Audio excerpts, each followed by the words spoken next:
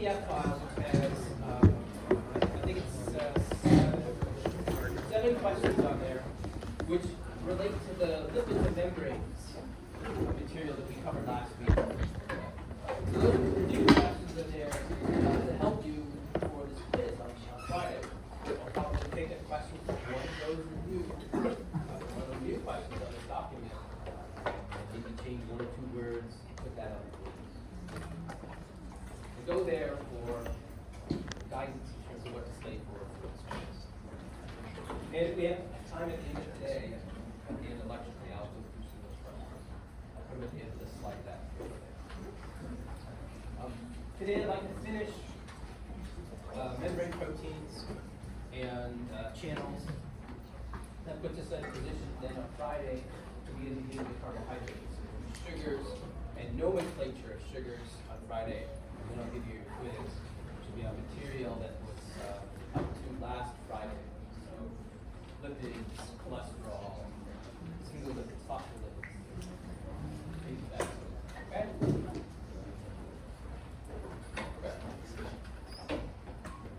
I normally ask a few questions to sort of get us into the mindset. So I'll do that today.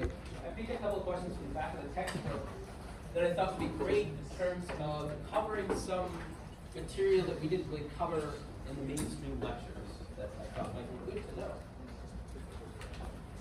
Here's one question I thought was kind of interesting. We discussed snares and how they're involved in exocytosis of material.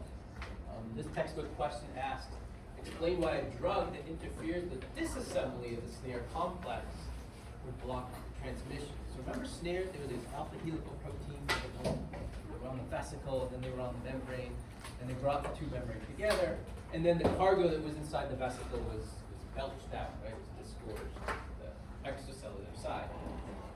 Okay, so that's what snares do. Now, if you blocked disassembly of them after they fused, then they're locked in that coil-coil bundle. And so they wouldn't be able to then catalyze a subsequent round of exocytosis. And so wherever you're happening to inhibit those snares, whatever cargo they're mediating won't be released anymore if you block the disassembly of them.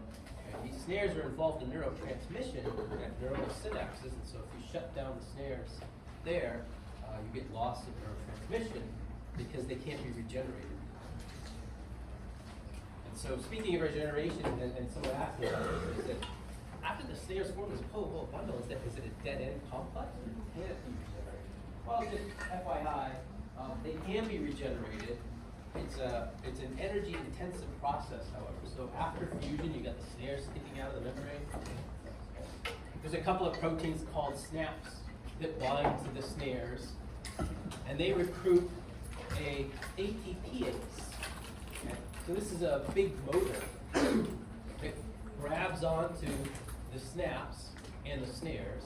Okay? It forms this cap, and it hydrolyzes ATP and literally spins, rotates like this, and it uncoils the snares. Okay? They go from a coil-coil bundle to being uncoiled as this thing rotates. It's rotating from the energy of ATP hydrolysis.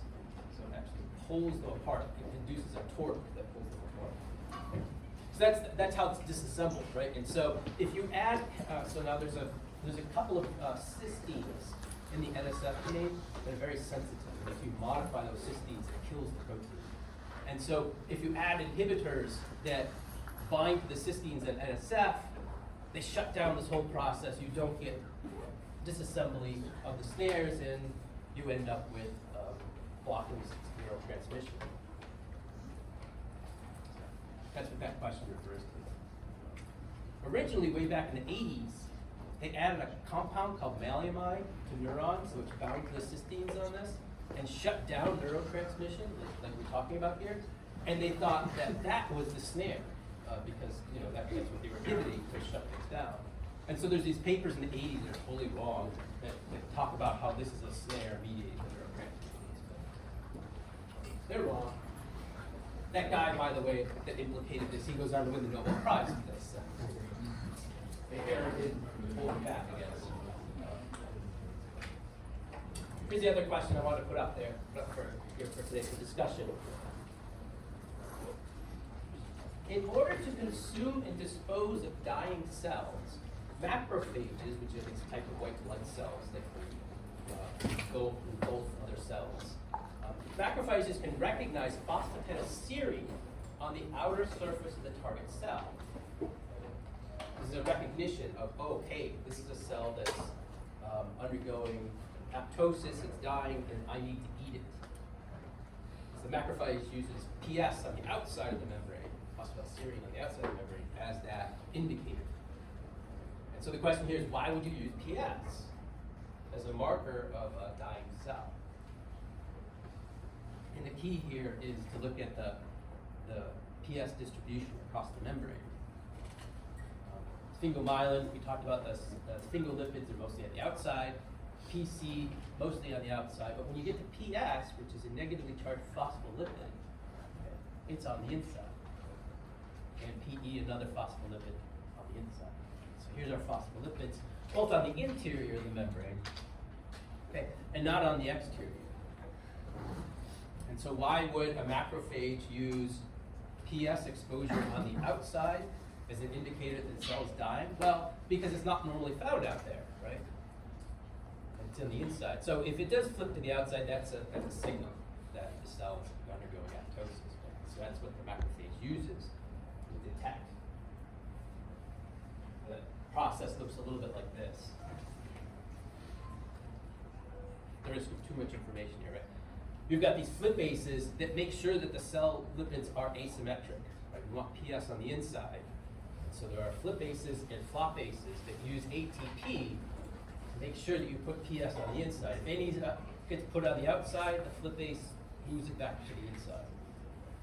And these are working constantly within the cells to ensure asymmetry. When the cell decides I'm going to go ectotic, commit apoptosis, I'm no longer needed, or perhaps it's damaged and it can't repair itself and it needs to get out of the way, it stops utilizing the flipases, and instead it expresses a different protein called scramblase. Scramblase, unlike the flipases, which are using ATP to fight entropy, to induce order, right, and asymmetry, scramblase doesn't use ATP, it just uses entropy, and it simply lets the lipids equilibrate, redistribute across the membrane. Okay, so all the lipids now become redistributed, driven by entropy, right? And that puts PS on the outside, and then the macrophage sidles up to it.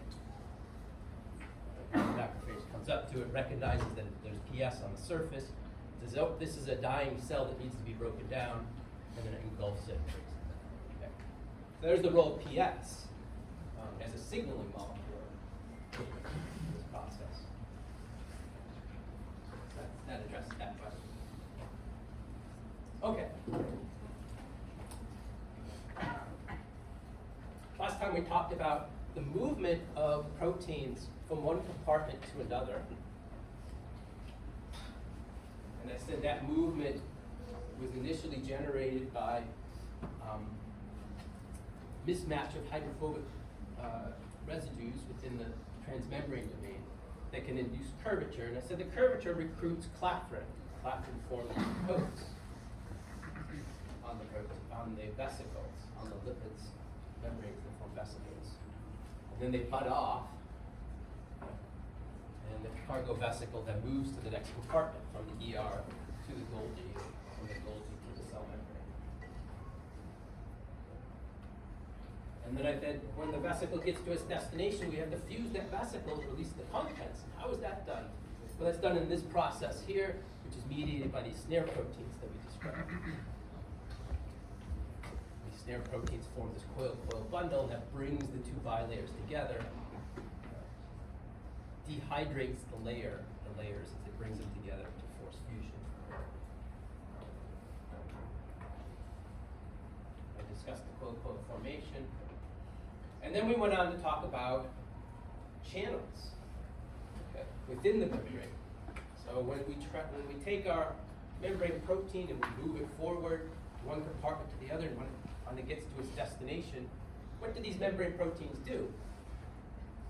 Many of the membrane proteins that are found within the bilayer are responsible for transport of material across the membrane.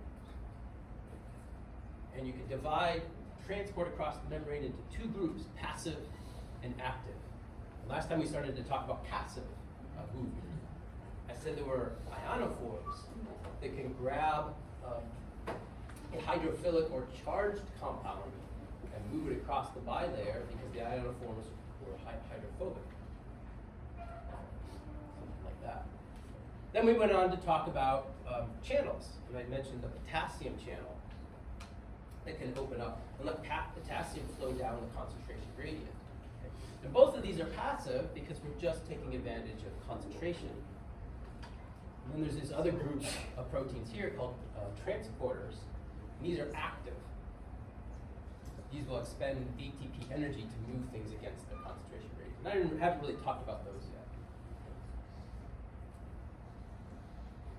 One channel we talked about for passive movement was this potassium channel,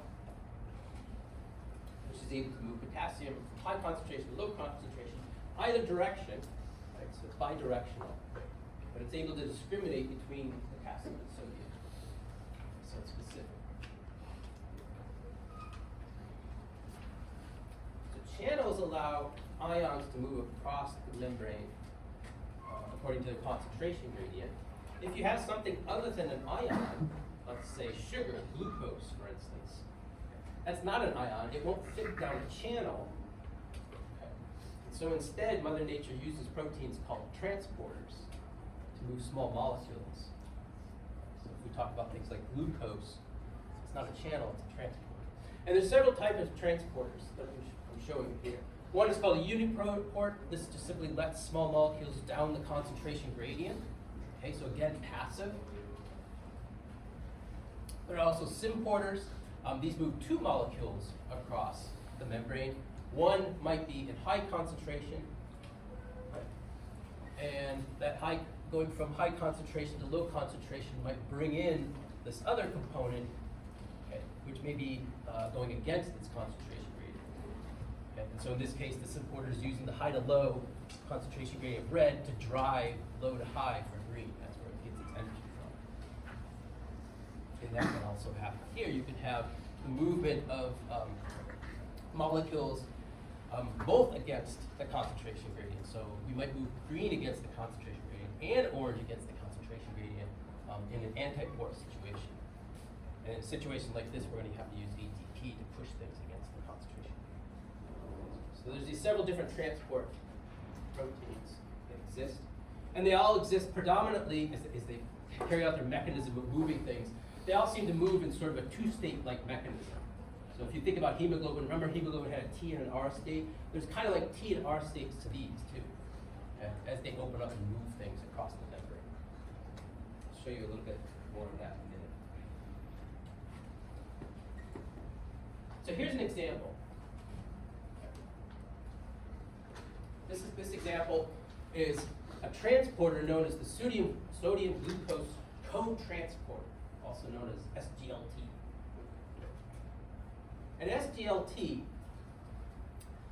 takes advantage of the fact that there's a lot of sodium on the outside of the cell and very little on the inside to drive import of glucose against the concentration gradient. Okay. So by letting sodium fall down the concentration gradient, it's able to move glucose against the concentration gradient. Okay.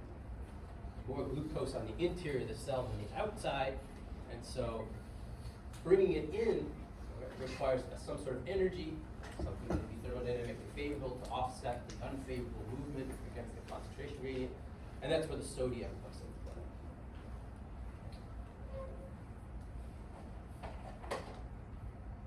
Okay. And this sodium glucose cotransporter works in sort of a two-state mechanism. I mentioned how it's sort of similar to hemoglobin having a T and an R state. Okay. This works similarly. It has two states, one that's open to the exterior, okay, so the outside world. Okay. And so when it's in this conformation, sodium and glucose can fit into a pocket within the transporter. And when that happens, okay, sodium and glucose come into this pocket here. That causes a conformation change, which causes part of the protein to flop over, become like a lid to prevent glucose from diffusing back out. And it also causes several of these helices to split. Okay, so when it gets its ligands, it goes through this conformation change. And that opens up a tube that allows the glucose to then come out, as well as the sodium. Okay. So you're in two states. This state, which is open to the outside, the exterior, or you're click, open to the inside, letting things out. Two-state system. That's how it works. Okay, so those are transporters. Active transporters, right? That last category where we're going to use ATP to push things against the concentration gradient. There are several types of these active transporters. And within each one of these classes, there are many different types of proteins. There are the P-type, okay, these hydrolyze ATP to move something against the concentration gradient.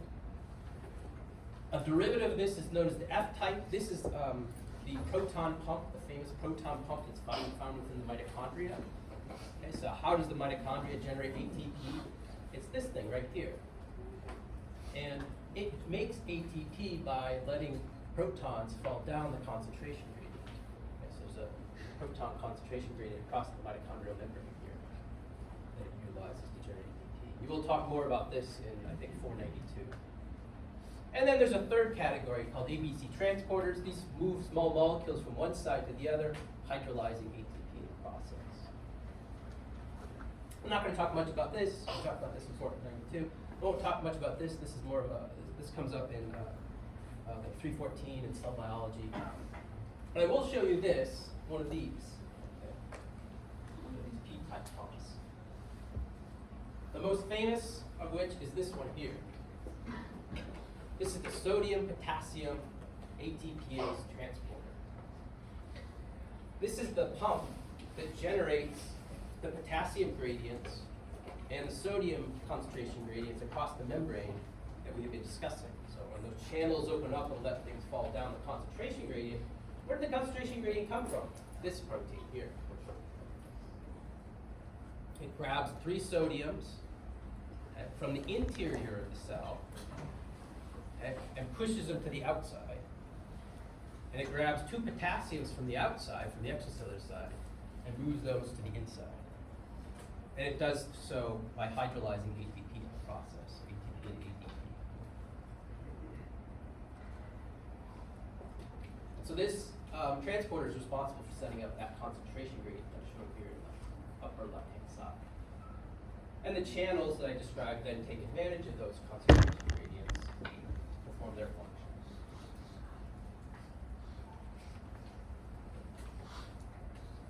Yeah, I wrote it here. All cells expend a large fraction of the ATP they produce. Roughly 70% of the ATP in nerve cells that's manufactured goes towards maintaining this concentration gradient across the membrane. So this pump plays a major role in most cells in mammals, because most nucleated cells in mammals do have a concentration gradient across the membrane.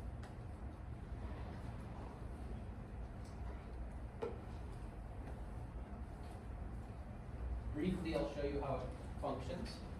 It's a complex protein, as I'm sure you can appreciate here. But you can break it down into a 2-state mechanism.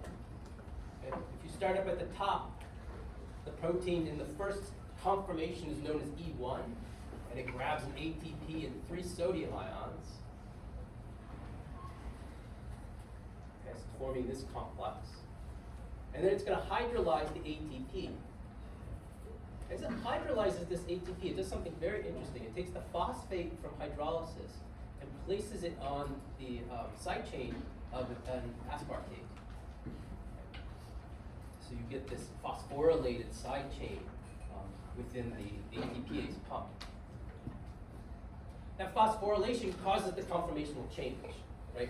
So now it goes from one state, this E1 state, it'll now go to the E2 state. Okay, so we hydrolyze our ATP, okay, we form this complex, and that converts it from E1 to E2, the other conformational state. Click, okay?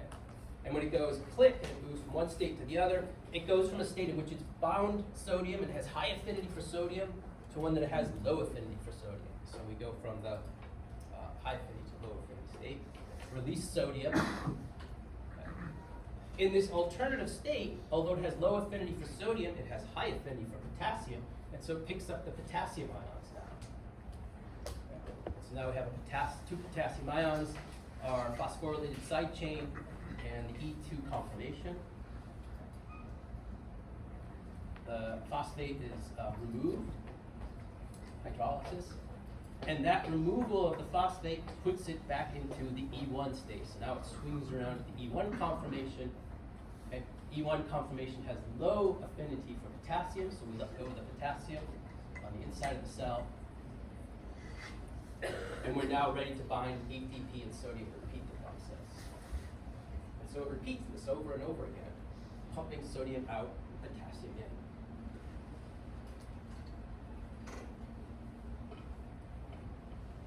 I have a question about that as well. Is it, so you say that like it goes through a conformational change to cause the binding of the two ions? Does that mean that you never get transport of both at the same time? Like you don't have sodium going across and potassium going across at the same time in different directions? Like from one protein? The way in which we currently understand it is it lets them go separately. Okay. Yeah.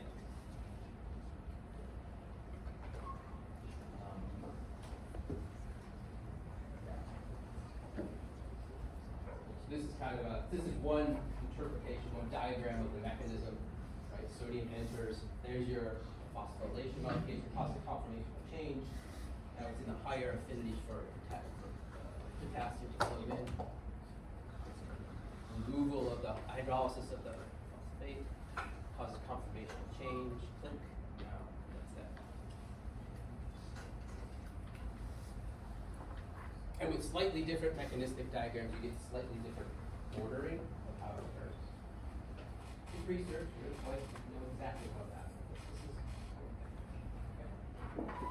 Okay, so we've got pumps and we've got channels, right, that I've discussed.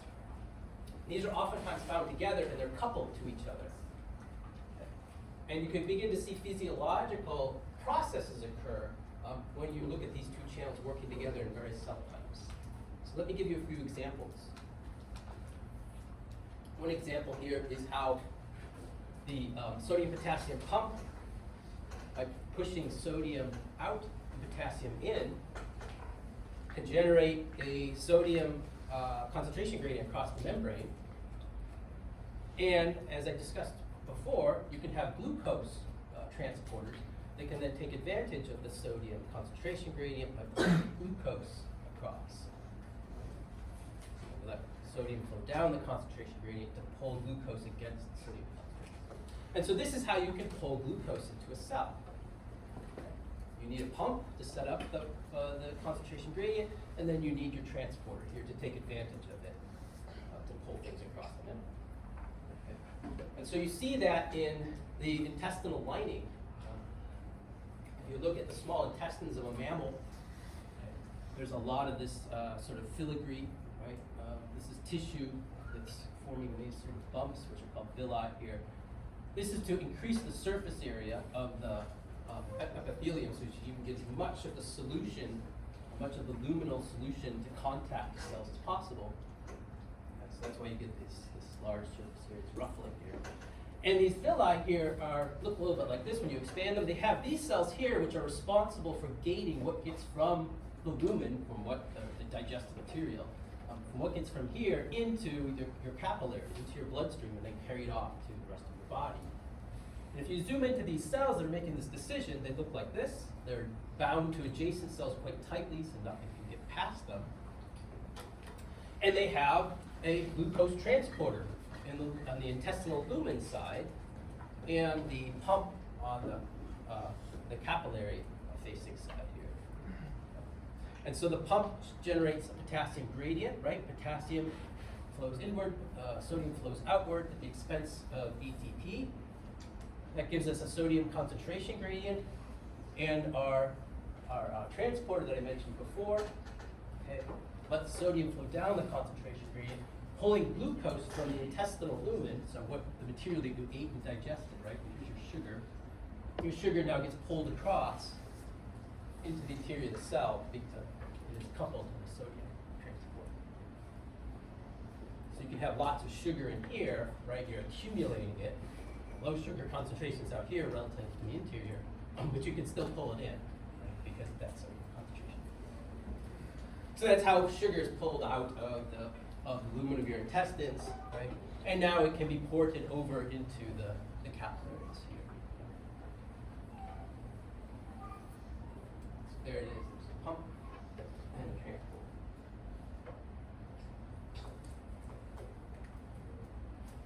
And just FYI, right? You've also got aquaporins in here as well. And if you ever get dehydrated, they give you a solution, like an IV drip or something like that. It usually has water and it's got salts in it for obvious reasons, but then it's also got glucose in it. That's part of what's called this oral rehydration solution. If you get dehydrated, they give you this stuff, and it's got glucose in it, right? And so why do they put glucose in there? Well, glucose actually helps you take up water if you're dehydrated. And it's through this process right here.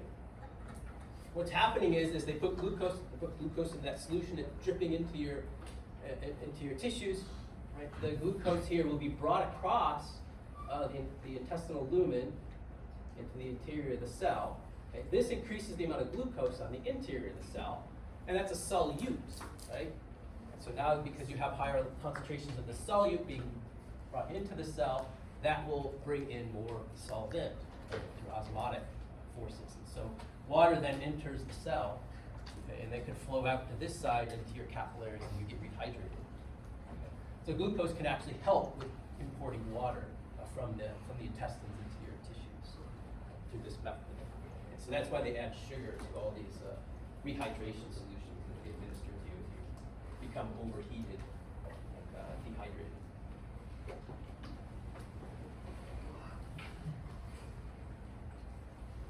Here's another example. I talked about here how sugar gets from the intestinal lumen into your capillaries. Okay, now the sugar is into your bloodstream. You need insulin to move the sugar into the cells, right? So we need to now release insulin now that you've got the sugar rush. And that's handled by pumps and channels as well. So, pancreatic beta cells release insulin. And the process by which they release insulin is dependent upon the membrane concentration gradient of sodium. So in this process here, you've got the pump, which is moving sodium out, potassium in. So we have a concentration gradient across the membrane. And we've got now glucose that's in the bloodstream, right? And we want to release insulin to get that glucose into the cells so they can metabolize it. Well, the process here is that these beta cells on your pancreas, the glucose binds to the glucose transporter, which we kind of discussed already, and enters the cell. And as the glucose enters the cell, it gets metabolized by the mitochondria, and we get increase in ATP. And that increase in ATP is critical for these beta cells because they have a potassium channel here that gets shut down by ATP. There's an ATP binding pocket. Here's the channel. Here's the channel. Here's the potassium that can flow back and forth. Okay, and it can flow out, right? So that the potassium comes in and it can flow back out of the channel. But when ATP concentrations go up, because we've got glucose, that turns this channel off, okay? And so now you don't have potassium leaking out of the cell. And now you have a buildup of potassium, positive charge, right? That positive charge means the membrane, right, isn't as negative. And that activates voltage-sensitive calcium channels. Calcium comes in, you get release of insulin. So here again, you've got the sodium potassium ATPase setting up the concentration gradient. And then you've got these transporters, channels then, that are taking advantage of that concentration gradient to release the insulin. So now insulin's been released, and it will move the sugar to the tissues.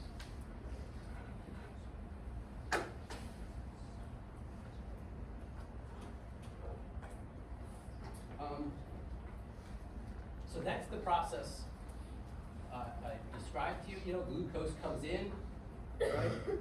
It interacts with the mitochondria. You get an increase in ATP that shuts down the potassium channel, right? An increase in potassium activates the calcium channel. You get release of insulin. That's what we described. Now, people who have type 2 diabetes or insulin resistant, you know, they have a problem with insulin release. Okay? And so one of the compounds that's used to try and treat type 2 diabetes are sulfonylurea compounds. These compounds affect this process here, in the release of insulin. So if you take sulfonylurea, it binds to that potassium channel and shuts it off. Okay. Just like an ATP increase would. Okay, so now even though we haven't added glucose, right, we're shutting down the potassium pump.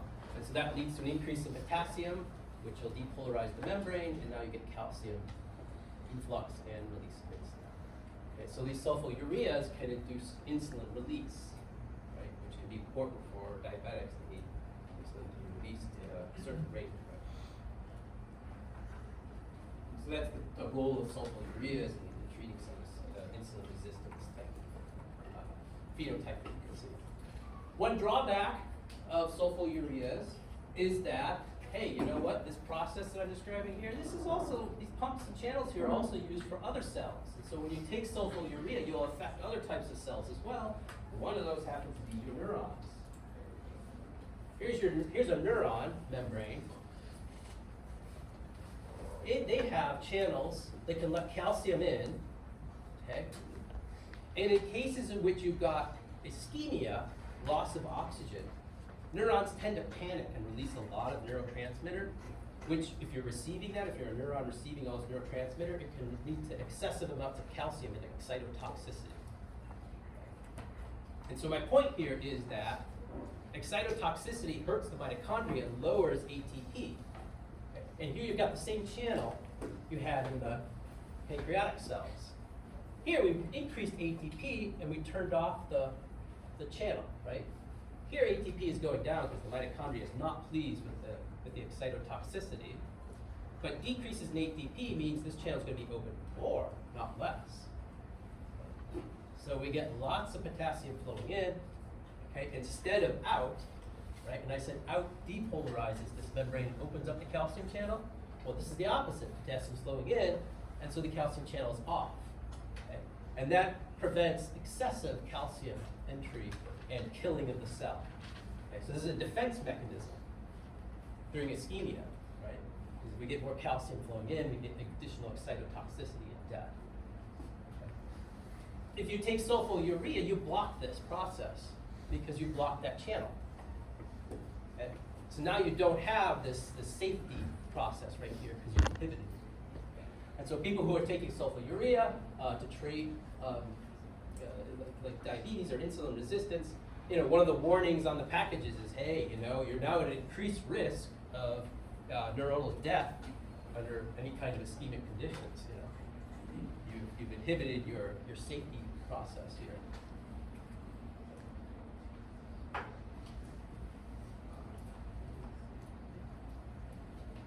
I'll give you one more example of pumps and channels. Muscle tissue, specifically the cardiac tissue. So muscle, as you probably know, contracts due to calcium. Right? Calcium causes muscle to contract. And then after you've contracted, you need to let go, right? Which means you need to get rid of the calcium that's in the cell. And there's a transporter that will move calcium out of the cell. How does it do it? How does it move it against this concentration gradient? Because there's a lot of calcium inside the cell right now because it just contracted. Well, it takes advantage of the sodium concentration gradient. Let the sodium fall down the concentration gradient to pump out the calcium. Okay? And that sodium concentration gradient comes from the sodium potassium ATPase that we had mentioned in the previous slides. Okay? So the pump sets up the concentration gradient, and then this exchanger utilizes that, okay? Takes advantage of that to pump out the calcium. And when calcium is removed, we're ready for the next round of contraction of the muscle. So this is another example, right, of taking advantage of the sodium concentration gradient to drive things across the membrane. This too has been targeted pharmacologically. So there's a couple of compounds that will target the sodium potassium ATPase in cardiac tissue to alter the contraction cycle of heart tissue. So things like digoxin, which is a small molecule you can get from things like foxglove and other types of plants. So foxglove, if you take the leaves and you dry them down, and then you boil them and you do a solvent extraction, you can pull off all these very interesting small molecules that can bind to the sodium potassium ATPase in your heart. Okay? And they affect the functioning of that pump. So here's the digoxin, which is one of the compounds of foxglove.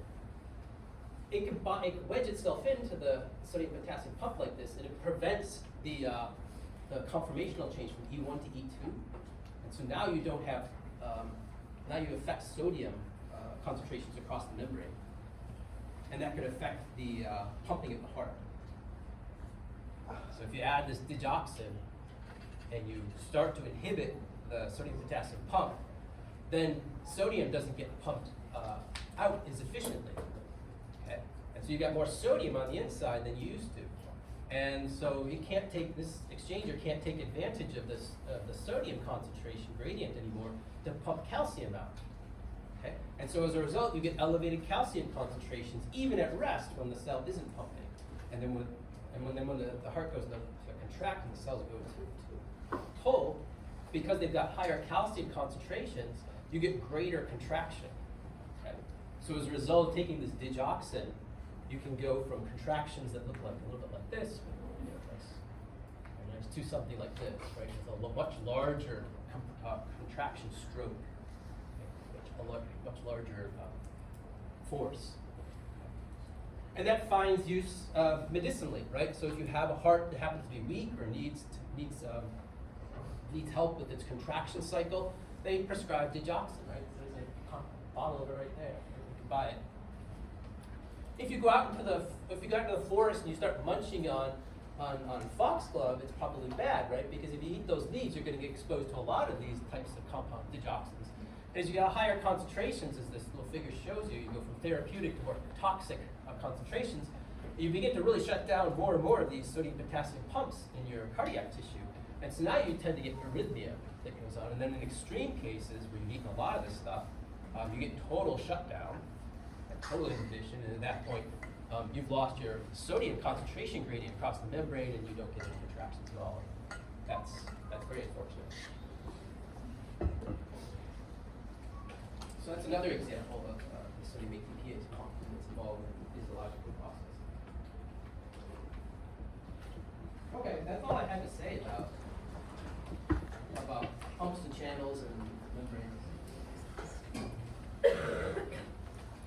I have a few questions here. So these are questions that I put on the review document that's on Canvas. And if we had a few minutes at the end, I just walk through them with you. Let's do these three, and then we'll call them quits. Number one, which is a characteristic of sphingolipids?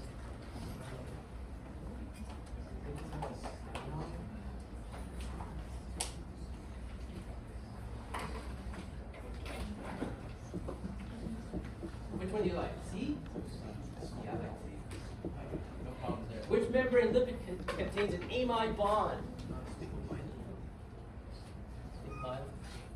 Yeah. Good. Which type of membrane lipid contains oligosaccharides? Polyoligosaccharides. Phosphatidylserine? Nope. A ceraboside, a ganglioside, or a globoside? Which we did not discuss? Ganglioside, right? They had the poly sugars on it. Okay. Yeah, so questions similar to this, we have quiz on Friday, and we'll start carbohydrates.